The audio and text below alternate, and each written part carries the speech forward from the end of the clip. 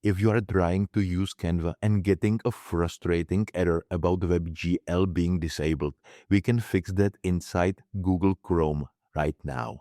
First, open your Chrome browser and look at the very top right corner of your window. Click on the three vertical dots to open the main menu. Scroll down to where it says Settings and click on it. Once the settings page opens up, look at the menu on the left side of your screen, scroll down until you find the System tab and click on it. On this screen, you will see an option that says Use Graphics Acceleration when available.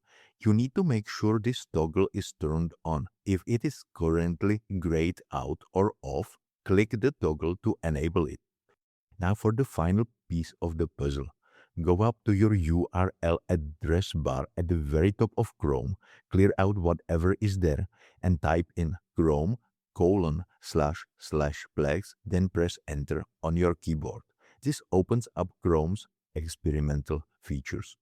At the top of this new page, you will see a search bar. Type WebGL directly into that search bar. Look through the results until you see an option called Choose WebGL Draft Extensions. Right next to it, there will be a drop-down menu that likely says Default or Disabled. Click that drop-down and switch it to Enabled. The important thing to know here is that these changes will not take effect until you completely restart your browser. Look down at the bottom right corner of your Chrome window and you will see a blue relaunch button. Click that button and Chrome will automatically close and open back up with your new settings saved. Now you can head back over to Canva and your project should load perfectly without any errors.